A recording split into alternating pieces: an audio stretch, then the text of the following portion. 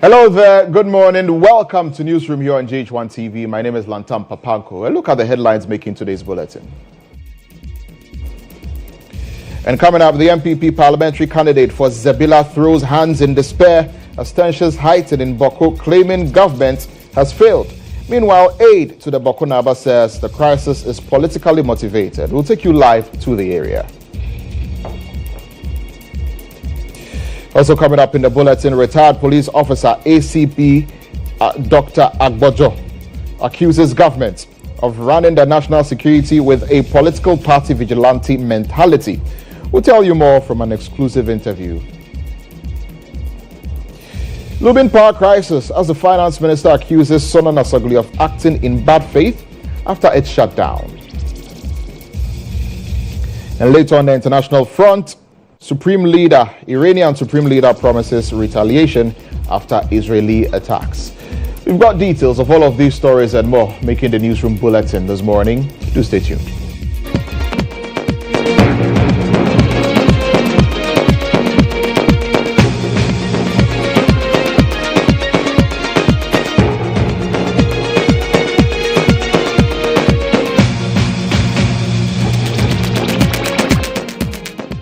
Thank you once again for joining us here on Newsroom. My name is Lantam Papanko.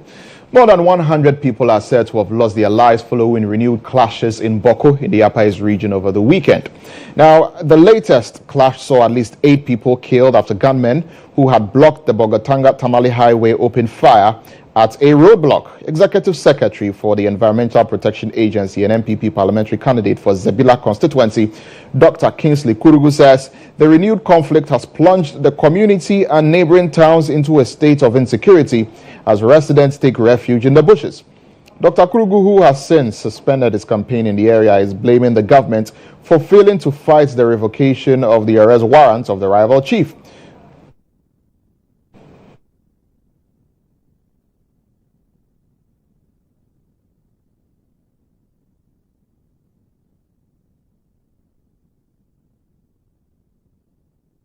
And in the last 2 days, there has been sustained and continuous fighting. Scores of people have lost their lives, scores of young people, young lives. And the fighting has been extended to the road between Bogatanga and Tamale with, assailants, people holding guns, hiding by the roadside, stopping cars, checking ID cards, to identify tribal affiliation and kill. My party has not issued a statement to say this is what is happening. The government, and those of you who have a bigger mouth than people like me, put a call to the Attorney General and find out, let's look for answers. Look, it's worse than the picture I've painted. Yesterday, some people who were killed on the road were even mistaken to be one of the tribes, and they were not. Somebody has to be responsible for these acts. Well, let's get more on this development, find out how Boko is looking today. Atongo Idrisu Kasim is a reporter in the area. He joins us via Zoom for a conversation. Thank you very much for joining us here on Newsroom on GHOne Television. From where you are, what is Boko looking like today? What is the current state?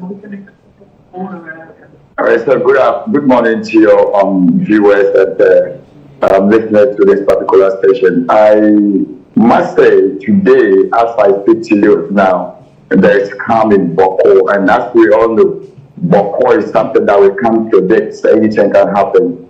For the past 2 days, it has been something differently.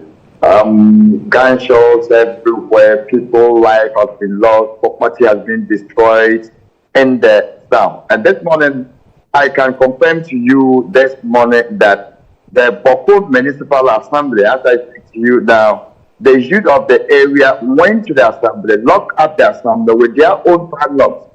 And according to them, they want the Seidu Abawuri man to be arrested.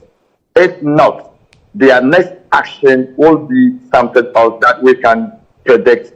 That was what the youth said this morning. So when you come to Boko now, there's security on grounds. There's no gunshots, there's no firing anywhere, but we don't know what they might be planning for. So, I mean, how is the assembly and the security agencies, how are they responding to these demands being made by the youth?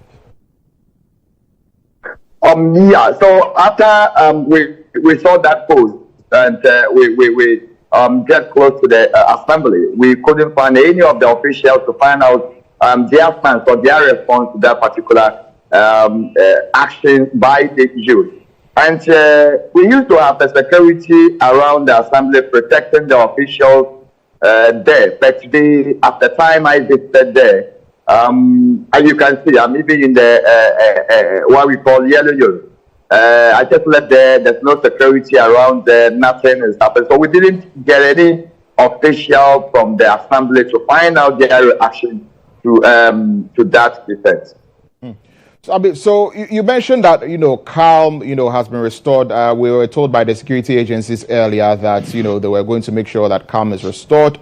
In terms of security, visibility of security personnel in the aftermath of these attacks and the presence of the rival chief, what is it looking like, with regard to people moving about freely, in the presence of all of these security men?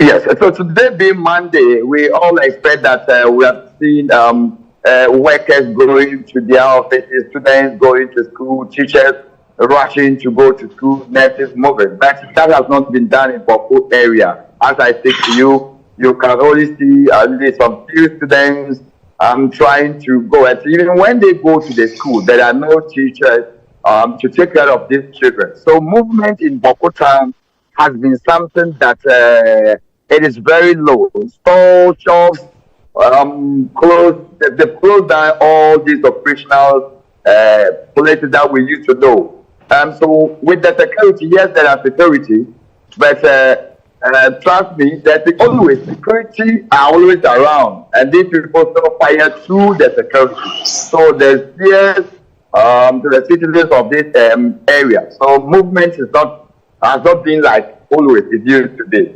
You don't often see them moving like that. Right, and we know that the rival chief is in Boko, and that has sparked this renewed conflict. Do we know that he's still there? He's being protected. What is happening in that regard? The main catalyst for this renewed conflict. I speak as I speak to you now. I myself and you. We don't know the time this chief said that Abadri was brought in the town. So as I speak to you now, whether he's in town, he's not in town, we'll not be able to know. But the youth, what the youth are calling for now, after we spoke to some of them off camera and off, they made it clear to us that their demand now is they want to assure the MPP government that they are not in their position. Like what I'm trying to say is that they are the kind of people who say A today, then the next month they're trying to say B. I didn't say A. Because according to some of the youth, it's this same government who pronounced that the Bokunaba Asigri Azoka Bugrago is the legitimate chief, gazetted chief of Boko, no one else. And the same government who has removed or discharged the charge against the same Rabbi with the arrest warrant. So it has made the people trying to suspect this particular party. As I speak to you, yesterday, nearby community, that's a different district, in Pusiga, MPP base and MPP posters were burned down because they believe that the action of the MPP party in this particular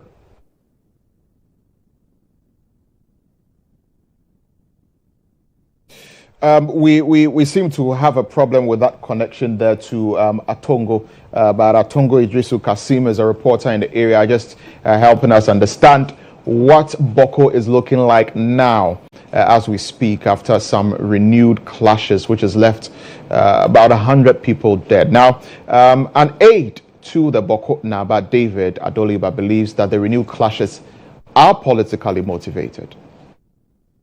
The Attorney General Department came out saying that they were going to appeal to the Supreme Court because the decision of the appeals court was erroneous. Then within 24 hours, they came out and said they were withdrawing and they had no interest in the matter. Now, state security smuggled the same Seydou Abagri into Boko, the man that they said he should not step foot into Boko. It is interesting to note that from 15 February, when the same Seydou Abagri was supposed to have been arrested by the warrant placed on him in Bolga at the High Court, for 1 full year, no arrest was effected, and he was in all the security agencies saw him. Today, the same security agencies smuggled him into Boko, and they started making videos insulting Kusasis, insulting the overlord, and daring anybody to step foot because they were equipped by government to fight and kill us all. This is how the whole thing started. Why is it that killings are going on in Wale Wale and nobody talks about it? And when it comes to Boko, everybody wants to say Boko people like killing themselves. It is coming from the vice president. Let's stand up and talk and face the truth. Tell him to stop, because it will not help him. There have been several vice presidents around, and they never supported their kinsmen or tribesmen to kill other people.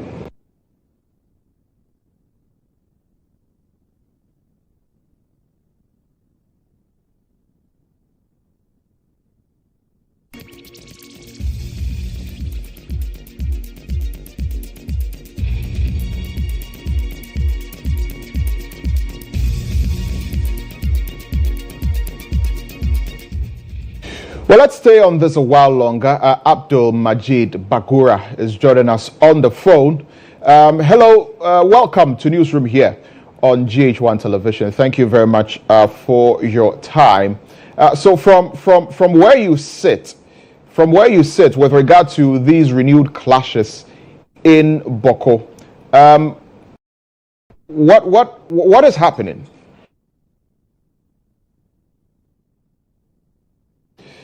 Hello, Abdul Majid. Can you hear me? Hello, sir. Yes. So I'm saying that from where you sit with regard to all of these clashes in Boko, what is happening? Yes. First of all, let me say good afternoon. First of all, let me say good afternoon to you and to your media station for reaching to us to also hear the side of our story. To be frank, I was taken back when your reporter was giving you a live update about accidents in Boko. I don't know whether your reporter thinks that Boko is mostly situated at the municipal assembly area. He has never come to Boko to also sample views of what the people of the Boko Central is also viewing about the current situation in Boko. All what he is to conduct reports of only what actions of the tribe, which is a good practice, which I think is very odd and is helpful to always give patterns and fair view as to what is happening in Boko. Secondly, some of the security analysts that you also bring to discuss issues of Boko do not even know the intricacies and what is actually happening in Boko. And they do all kind of things to further ignite tensions in the area. Right. So what is actually happening in Boko that people are unaware of? What is the root cause of these clashes? Can you briefly touch on that for us? Yes. What is happening in Boko other people are unaware of is that the NDC American candidate for Gebina, Kurubu. I will tell you that he is one of the persons who have caused the mayhem that is currently taking place in Boko. The letter that he wrote was insightful and he was good as an ethic. And this morning, I don't even know where he got his figures from. That 100 people died in Boko. Which institution provided him those data? Can he come out to tell us who passed on in Boko? 100 people? I'm surprised. Well, so what figures do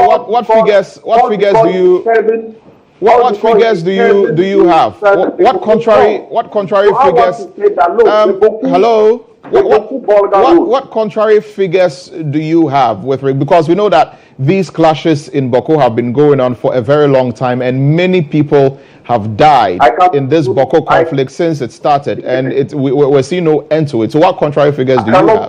I cannot put that in figures because I don't do the statistics. Well, but what I want you to understand is that there was an attack till Friday. There is no movement of cars into Boko town. All right. So what I want to find out from you now, because of time, what I want to find out from you now is, I mean, are all of you interested in finding peace and a lasting solution to this constant fighting in Boko? Are you ready to make peace? What will it take for peace to prevail, and for the fighting and for the shooting and for the killing to stop? What will it take? Yes, what would take first is that there should not be roadblocks on border to Boko. There should not be roadblocks on Boko to Sankai or to Kurmako. There are roads. Innocent fishermen were killed at highway. This is a Busanga guy called Abiwaka. He's philanthropist. Who was coming to perform his father's funeral. He got killed at highway. Right. Thank you. Thank you very much for speaking to us here on Newsroom. I just heard us speak to Abdul Majid Bagura. He is secretary to the Mamprugu Youth Association. Let's stay on this a while longer. Security analyst Adib Sani joins us via Zoom for a conversation on this. Adib, thank you very much for joining us this morning. Throughout this morning, and even earlier when I was on the morning show, we've been speaking to some of the people who are involved in these clashes from some of the factions. And there is a certain political undertone or political elements that is being introduced in all of this. From where you say, just how dangerous or complex has this whole Boko conflict become, intertwined with politics and all of that, that makes it a very serious issue that we have on our hands. Thank you so much. As a matter of fact, I went to bed very late at night, and the last images on my phone I went to bed with was very gory. That people have been sending me. I mean, one even purportedly showing someone killed and his body, set ablaze. And when I woke up this morning, first thing in the morning, I picked up my phone. I was met with another gory video that has been sent, showing some individuals who have been killed in a vehicle. So quite apparently, they were ambushed. Lantam, we keep talking about Boko. I don't know how many times we will talk about it again, because our approach to dealing with the issue is not working. But we keep using the same militarized approach by deploying police and military personnel. You see, the issue has become so complex and it has become so multidimensional to the extent that we need a multidimensional approach to be able to deal with it. One, it's a simple case of chieftaincy. Who is the right chief or the legitimate chief for the area? Two, it's about law enforcement. There are many parts of Boko that the police dare not go there. Even the military, they have to go in hard. So there is zero investigation. How much more people have to account for certain actions? So the order of the day is you kill my own, I kill your own. And it has given rise to a cycle of violence and counter violence and reprisals that never end. Three, there are some criminal elements who are taking advantage of the situation in the area to perpetrate all manner of crime. There are those involved in weapons trafficking, those involved in drug trafficking, and even human trafficking. So the unfortunate thing is, if there's a robbery incident, someone is killed, the first question they ask is there a victim in Mapusi or in Kusasi? If it's Kusasi who is the Mapusi who killed it, straightforward. If it's Mamprusi, it is the Kutasis who killed him, straightforward. So that is the analogy out there that is creating that cycle of violence. Then there's the issue of proliferation of small arms and light weapons in the area. The weapons they use, trust me, I even listen to my military friends who tell me some of the weapons they've not heard the sound before. People, when they are growing up as early as 13, 14 years, knows how to assemble and disassemble an AK-47. Now they use the AR-15s, they use the M16 rifles that the military uses, and even more advanced weapons that the military don't even have.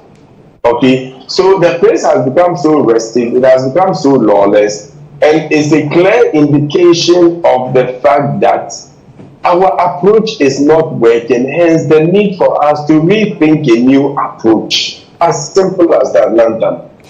Very well, Adib, because of time, I will leave the conversation here. But on that last point, you believe that there needs to be a new approach to dealing with this Boko conflict, because the old approach is just not working. Adib Sani is a security analyst. Let's find out what some of you have been saying about the situation in Boko on social media. Nanama Akwa is in the studio with some of your comments. Nanama, good morning. What are people saying? Good morning, Lantam. This age-old battle that is going on in Boko has got people talking on social media. When we move straight over to Facebook, Jakpa says, madness. What kind of leaders do we have in this country? How can you allow people to be killing themselves like this? We also have Richard. What's going on there? Didn't start today and it's not looking good at all. Our leadership needs to beef up security, do more intelligence exercises, consider intrusion of foreigners and their activities, and do more on the fragile ethnic conflicts. Safani adds or asks, so what is the use of Northern House of Chiefs? Why are they not finding solutions to this problem? What is the difference between Mamprusi and Kusasi? They speak almost the same language. Okay. Then we have Yao, unnecessary tension. We also have Akosia asking, what are they still fighting about? Then we have Bossman who says, this is Baumia's legacy. Victoria says, this conflict is bent on crippling Boko. This town looks so full of life, yet they cannot be sure of a year-long peace. Let Jesus Christ be the Prince of Peace, reign over Boko. Linda says simply, gosh. Then we have, when we move over to Instagram, King Del says, this Boko issue is becoming a national security issue. Jacob said, those far away will think it's a joke. It is war and an attempted genocide. The president should be blamed for everything. He has the constitutional powers to govern the country, so he cannot be going about talking carelessly. Zach says that and they just kill anyone they see on their way, whether from the north or the south. It's very sad. Salifu says the government has spent $58 million on digging a hole, whilst $8 million could have solved the Boko conflict forever. I heard the military have withdrawn from there.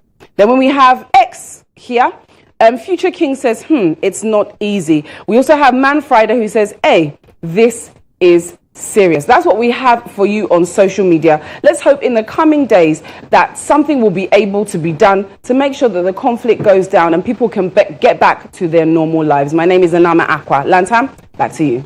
Thank you, Nanama Akwa, with some of your comments on social media as regards this Boko conflict. Away from that, former retired senior police officer ACP Dr. Benjamin Nagbozo is accusing government of running the national security apparatus with a political party vigilante mentality. According to the man who claims he was persecuted by the government, the country's justice delivery system requires critical reforms. He spoke exclusively to us on GH Today with Lily Mohammed. Our justice system needs a lot of reform. How so? From the police, through the BNI, the courts, the Attorney General's office, the way it is structured, it can easily send an innocent person to prison. And my experience is a testimony. I've never had alliance with NDC, and nobody can say that I have had any alliance with NDC. Okay? I had done my work always professionally. By the way, the irony is that it was under my coordination as a director of operation who managed the 2016 election that the NPP came to power.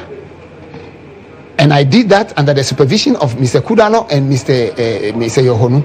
But I was the main actor in the theater. And I had invited the MPP people, all those people, those powerful people in authority now, to meetings and other things. None of them could say that they sense that I was so biased or so partial and against them in any way. Today they can pretend that I belong to another party. But the fact remains, and I must make that clear here, that having treated me this way,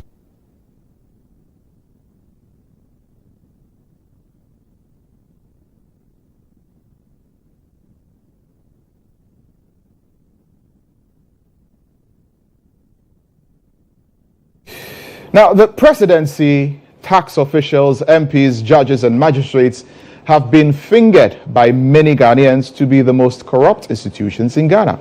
Now, while institutions such as the Ghana Armed Forces, traditional leaders, and non-governmental organizations are all perceived to be the most trusted public institutions in the country. Additionally, 7 out of 10 Ghanaians believe the level of corruption in the country has increased, with just a quarter of the population believing that people can report corruption without fear of retaliation. Now, this is according to the Pan-African and Non-Partisan Survey Research Network Afrobarometer. The Director of Research at CDD Ghana, Dr. Edem Selome, disclosed these at the launch of the latest Afrobarometer report. Now, head of our political desk and my colleague Ibrahim Al-Hassan is joining us in studio to give us a bit of a breakdown to the very key areas to note in this report. Ibrahim, welcome to the bulletin.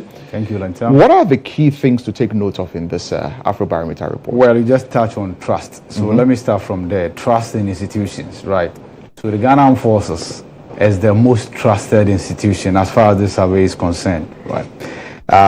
Of course, if you move from the most trusted, I'm sure you go to the least trusted.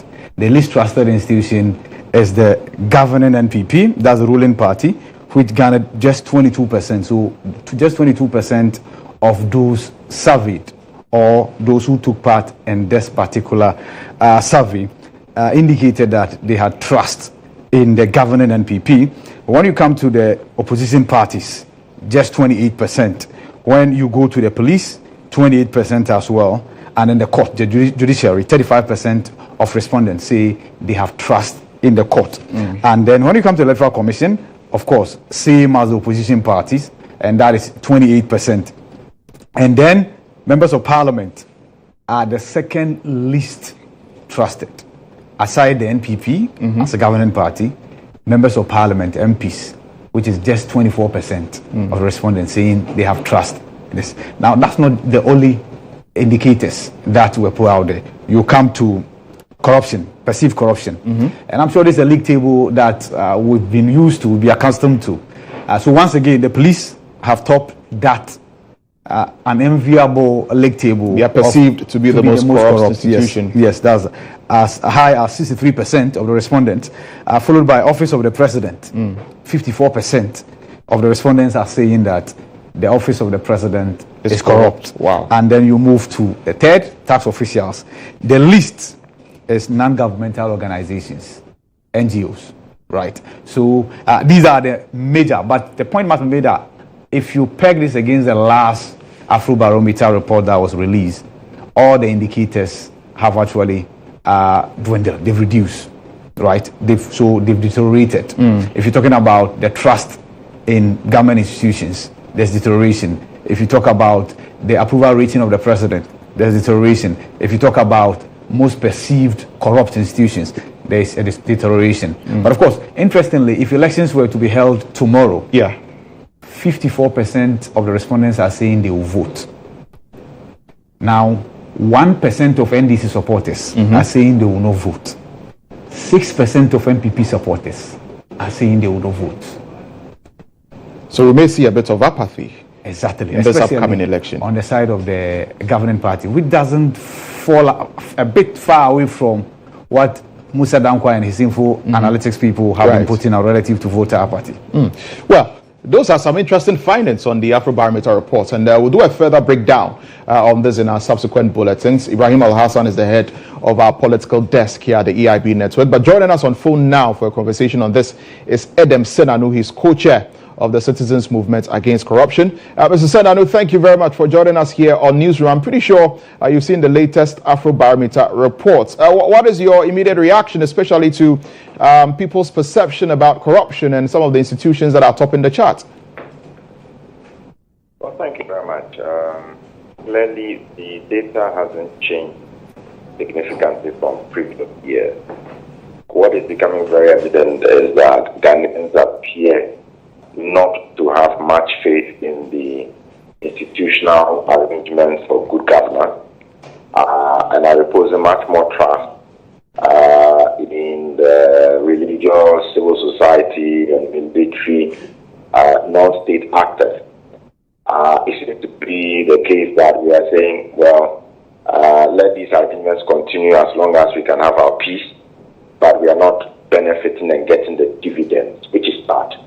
Overall, we don't appear to have improved over the last three, four Afrobarometer report, and it tells us that we are not being as incisive and as robust in ensuring that we are working toward solutions. So it's a sad report, especially because in the context of Afrobarometer report, the data suggests that countries where you have 3 or 4 repeated reports of the same kind of situation, there tends to be a huge dip soon after, so things become worse.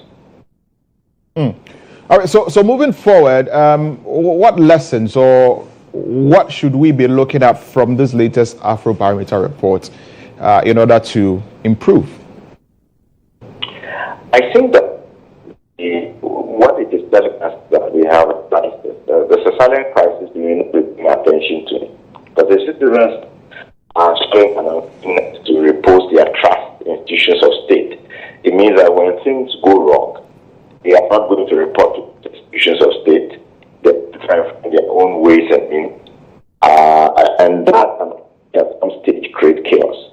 There's an urgent need to look at the areas of corruption that making our public sector service delivery inefficient and ineffective, that perhaps are making citizens feel frustrated and exploited or a bit. If we don't address these things, the likelihood that you then get a situation where citizens begin to then rebel at any turn and any issue is very high, and it can lead to chaos. So we need to take urgent action. One of those could be just passing the conduct of public officers bill, because in there we have specific sanctions, and one of the gaps we have if you went to court, there's no law providing what are the sanctions that should be applied when a public officer does something that is corrupt. So we need a law that codifies what should be the sanctions, and that allows judicial processes to go much faster than they have gone in the past.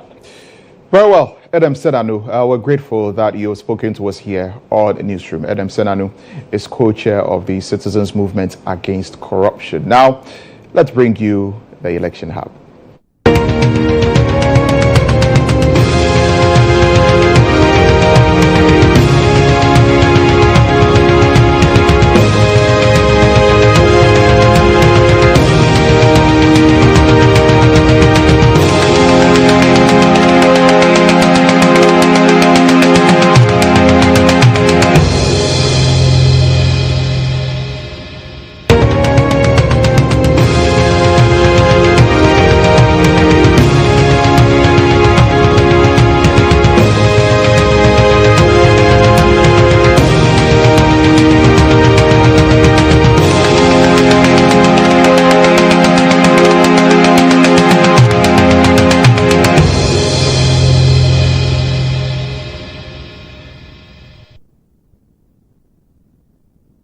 Now, the embattled Member of Parliament for Aguna West, Cynthia Morrison, has debunked reports of an assassination attempt on her life, but was quick to add that she witnessed gunshots that were fired at her supporters. On Sunday evening, there were media reports that there had been an assassination attempt on the Agona West Independent Parliamentary candidate, Cynthia Morrison.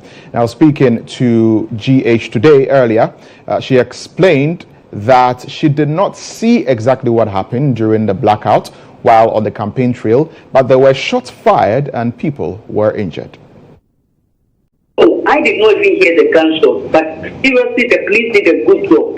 The way they pulled me to, surrounded and made sure that I was in the car. So we reversed and left the scene. But nobody shot my car. That one I have to say. Nobody shot at my car. But I haven't spoken. I'm going to talk to them. And the people, they are my fans. Let me say that. I don't know them. You know, when you go to a community in politics, you may not know everybody. Right. But the people, yesterday I was with the doctors. As at 1 a.m., I was talking to the doctors. Two of them were discharged. One is detained. But I spoke to the hospital because the Nasara comes from a main donor. And my opponent told them that I had shot the Nasara coordinator. So full of, the hospital was full of people with days and so I passed there before coming home. So I could not even enter. The man who even took the victim to the hospital cut the boots on him, he smashed his car. It's a patient. So this is the safe place for me to go. But I'm currently on phone and they are giving me the briefing.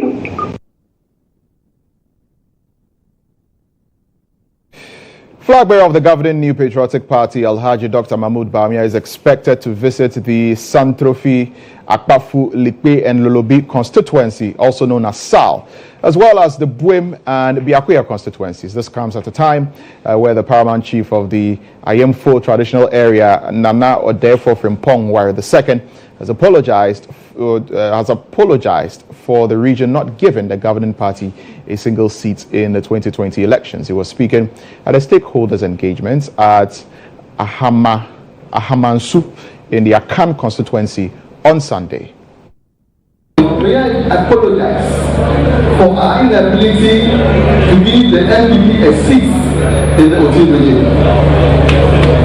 Despite the fact that the NDP maneuvered or manipulated or encouraged and ensured that we had an opportunity.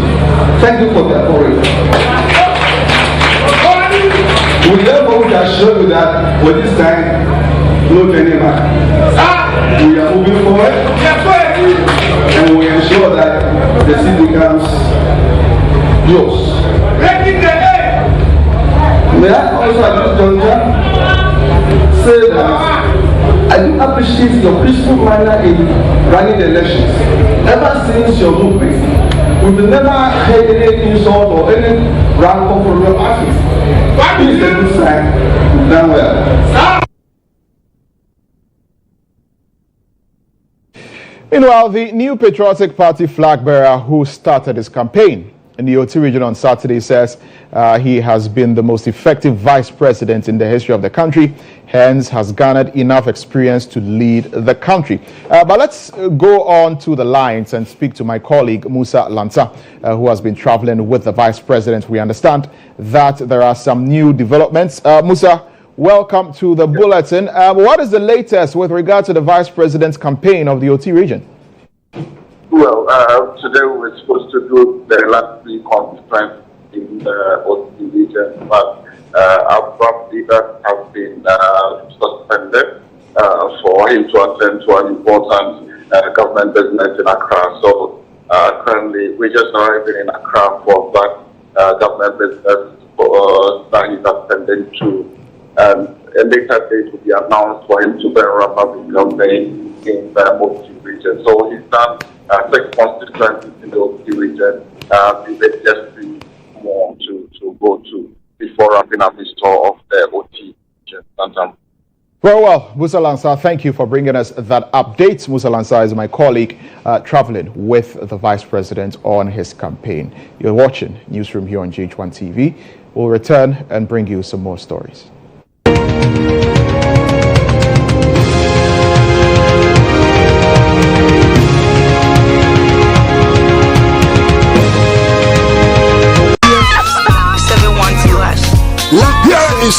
Friends who took the chance with no regrets. Investors no more hit fortune. To the health workers who diagnosed lacks every move. And then to the hard guy.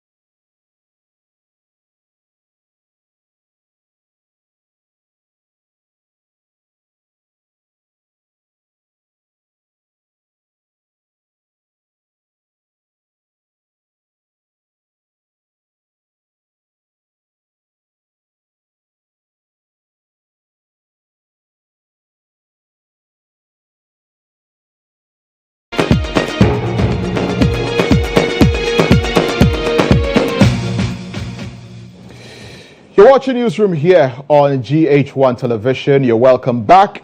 And Finance Minister Dr. Mohammed Amin Adam has criticized Sono Nasogli Power for what he describes as bad faith in the company's decision to halt operations over a $259 million debt owed by the electricity company of Ghana. According to Dr. Amin Adam, the government was in the process of negotiating a debt clearance agreement when Sono Nasogli unexpectedly revised its stance on the payment terms, complicating the resolution process. Despite the shutdown, the finance minister assured the public that Ghana's power supply remains unaffected due to the country's strong reserve position. On October 16, 2024, Sono Nasogli Power Limited announced the suspension of its operations due to ECG's failure to settle the $259 million debt. And in a statement signed by its chairman, the company stated that it was forced to cease operations after ECG repeatedly failed to honor its overdue payment obligations despite multiple assurances.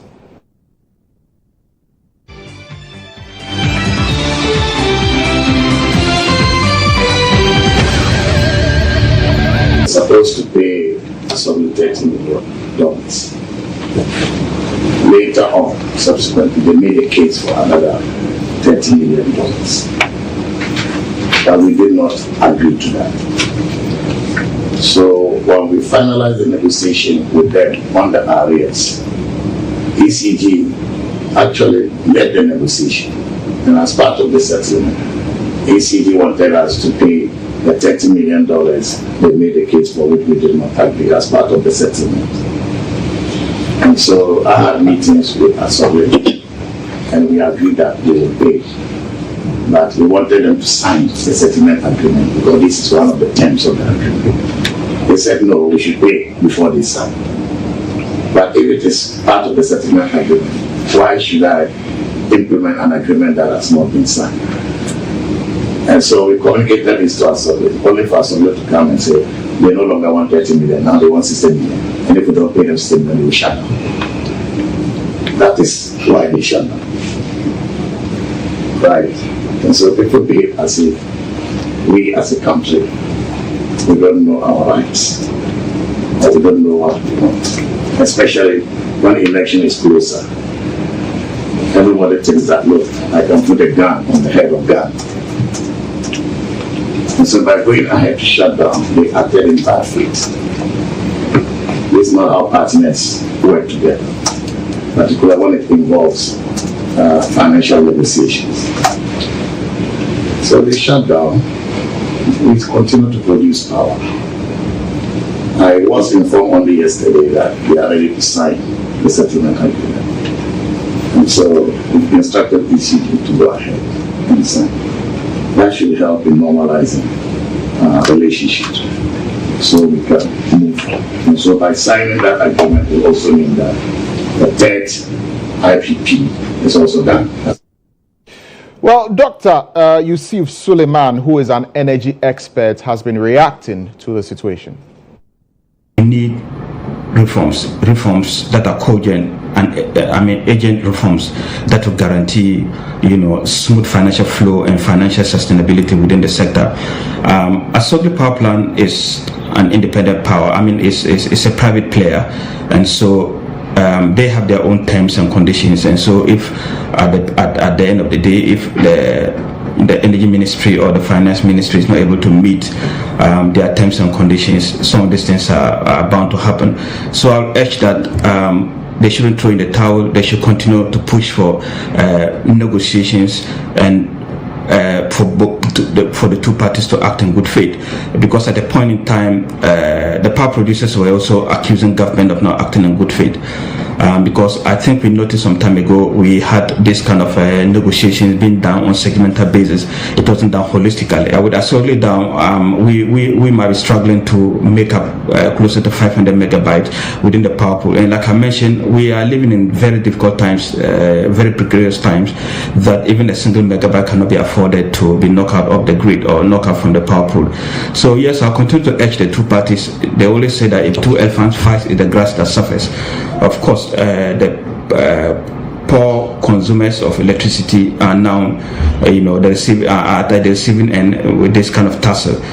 So I'll urge the ministry to still go and negotiate with the IPPs to make sure that we have a holistic agreement, kind of restructuring that will take care of the demands from the ministry and the demands from the IPPs. Other than that, we'll keep on blaming.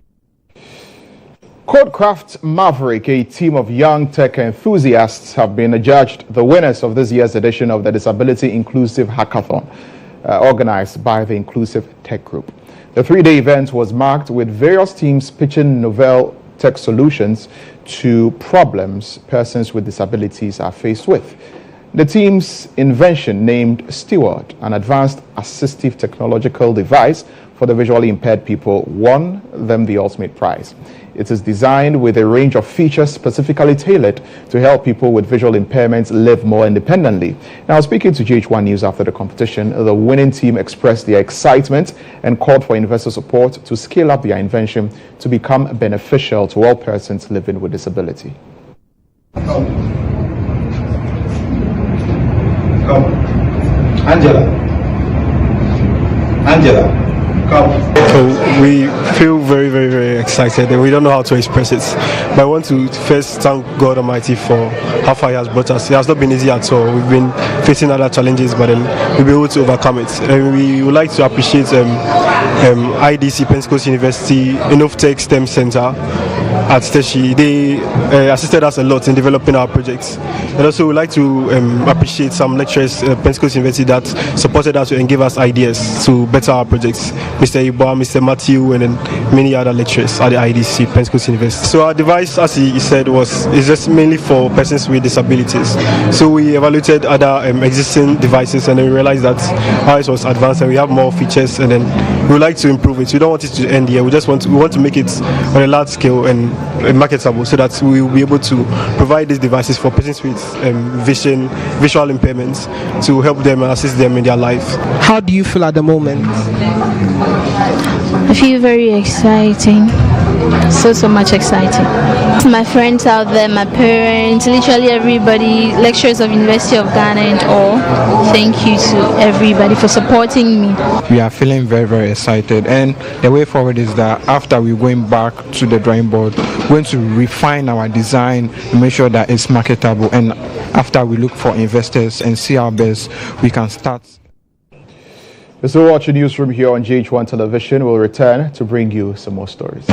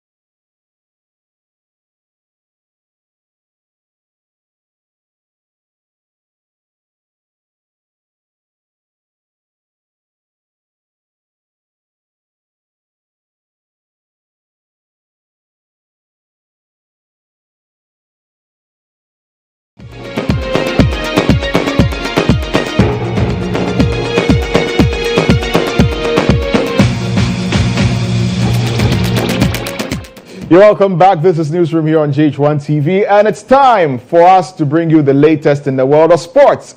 I believe Monica Bukari has got some good news for us, the Manchester United fans. Monica, good afternoon. Good afternoon, Lantam. Great news for all Manchester United fans. It's official. Finally, Erik ten Hag has been sacked after 2.5 years. Are you happy? Very happy. After 2.5 years. You've won just two, the Carabao Cup 2023 and 2024, just the FA Cup. I always say that Erik ten Hag's contract should never have been renewed for a new season in the first place. I understand. It's unfortunate that we had to learn the hard way. But anyway. It's all over, exactly. Now, Manchester United have sacked manager Erik ten Hag following 2.5 years in charge of the club. The Dutchman was informed of the decision by the club's board on Monday morning, fewer than 24 hours after the club's defeat by West Ham at the London Stadium on Sunday afternoon. Ruud van Nistelrooy, who joined the club as ten Hag's assistant last summer, has been named as interim manager. United's 2-1 defeat at West 14th in the Premier League with just 3 wins from their opening 9 matches, while they are 21st of the 36 teams in the Europa League table.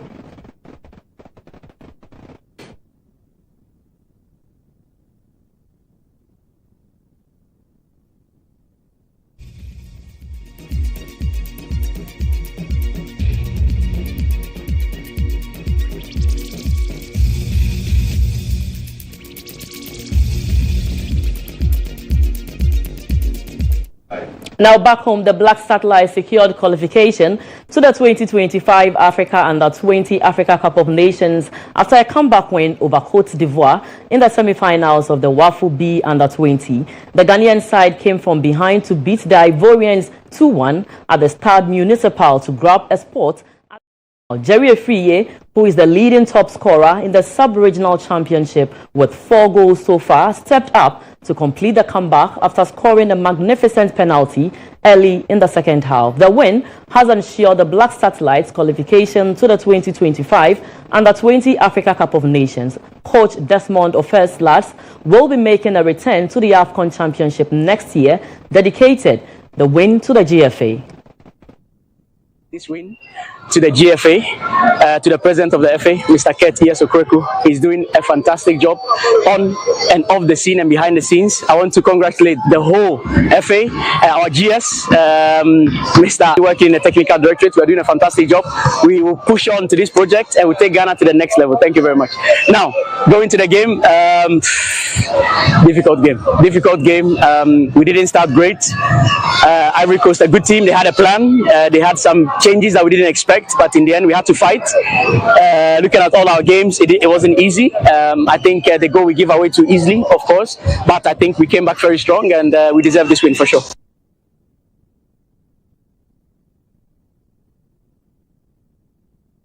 Now in the Ghana Premier League, Gold Stars FC maintained their unbeaten run with a hard-fought win against Accra Hearts of Oak, while their counterparts also dropped points at Basake Holy Stars. Midiama, however, threw away a 2-goal lead to draw at Ediana FC as game was rained off. Samuel Atakumi's 70th minute strike separated Samatex and the Phobians at the University of Ghana Stadium in match day 8 of the Ghana Top Flight League on Sunday. Kumasi Asante Kotoko also dropped points at the Crosby Ewa Memorial Park after drawing 1-1 with Basake Holy Stars on Sunday. Albert Amwa put the Porcupine Warriors in front with a sublime finish in the 34th minute before Prince Chineboa pulled parity in the 81st minute. Kotoko trailed leaders Gold Stars FC by 3 points as they remained second in the league table with 15 points.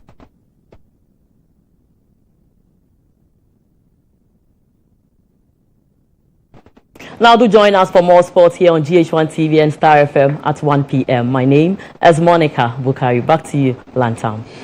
Thank you very much, Monica Bukari, for bringing us the details from the world of sports. Time for international news.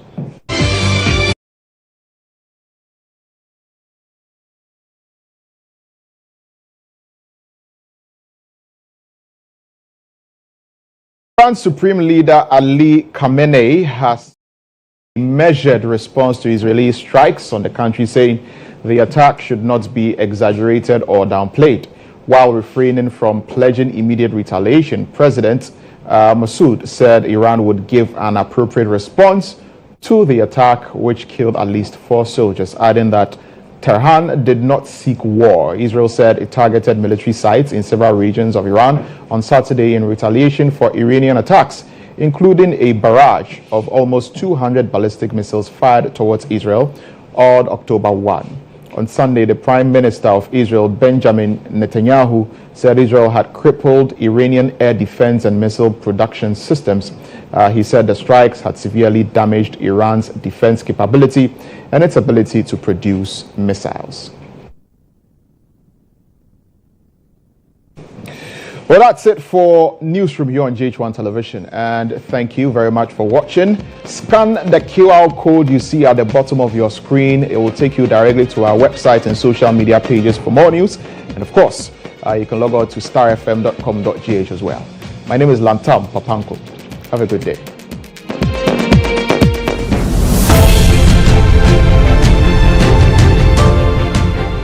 GHOne OV van has been one of the best vans I've used personally in this country.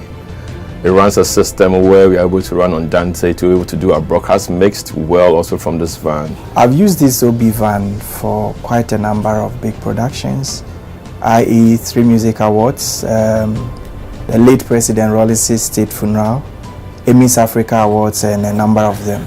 My experience with the GH1 van has been the state of the art equipment they have. Personal experience is you can use it for both indoor and outdoor, all events, conferencing, like anything you need a van to work for you, GH1 provides it. My experience with the van has been very good. Why? Because it has a number of facilities that I may not get in other vans. You know, the van has a very wide bench that can accommodate all my technical crew. ICCU, switcher, graphics, CG, and all of that. And then it also has a studio, a green room studio that comes with TriCaster. So if you want somebody to do commentary on a live event, you can put that presenter or host in that studio as well and get that running. To give an experience to our audience, we're also watching on TVs and online. Work with an Exo technology system, which makes your video mixing with Panasonic cameras, like a lot of other stuff in terms of content you need to get also for your live broadcasts. I prefer the GHOne van to a lot of other vans I've used, or even doing my own setup on a tabletop setup, because on a production you see a number of people in the van, and so if you have a very small van, it means that it's going to be choked, and that will affect the creativity as well. The price has been discounted as well to accommodate varied budgets, and so no matter the budget you have, I understand you can have the track and do business with it. It looks huge, but very affordable. Cost is really, really affordable. My experience with this EMI Awards last year, super excellent. Try it, call them, and I'm going to give you the best of price. Really affordable.